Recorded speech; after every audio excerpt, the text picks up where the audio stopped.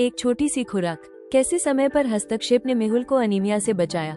मध्य प्रदेश के बड़वानी जिले के राजपुर ब्लॉक स्थित रोजहानी गांव में 8 महीने का मेहुल एक आम लेकिन अक्सर नजरअंदाज की जाने वाली स्वास्थ्य समस्या अनीमिया से जूझ रहा था।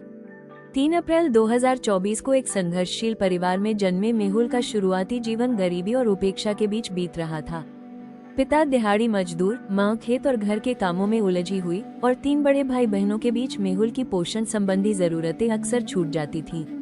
एक नियमित स्वास्थ्य जांच के दौरान आंगनबाड़ी केंद्र में कार्यरत फ्रंटलाइन वर्कर्स ने देखा कि मेहुल पीला और सुस्त दिख रहा था।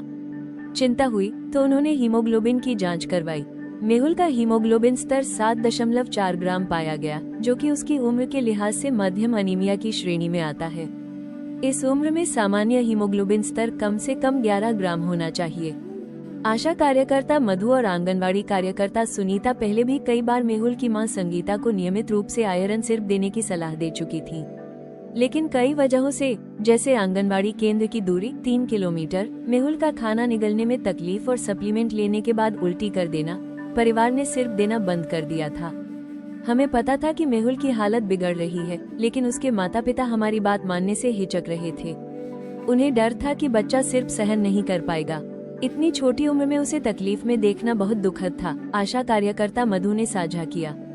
परिवार की कठिनाइयों को समझते हुए आशा और आंगनबाड़ी कार्यकर्ता ने समुदाय स्वास्थ्य अधिकारी के सहयोग से कई बार घर जाकर संगीता को समझाया।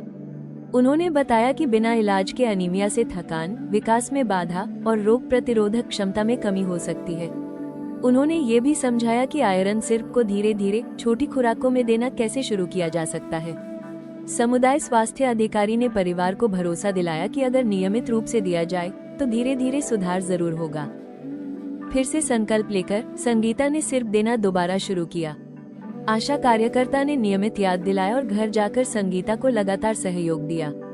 आहार में छोटे छोटे बदलाव भी सुझाए गए, जैसे मसला हुआ केला, उबले पालक का पानी और दालें, ताकि भोजन से भी धीरे धीरे आयरन की मात्रा बढ़े। साथ ही स्तनपान भी जारी रहा। मार्च 2025 तक, यानी सिर्फ दोबारा शुरू करने के सिर्फ 2 महीने बाद, मेहुल की हालत में स्पष्ट सुधार दिखने लगा।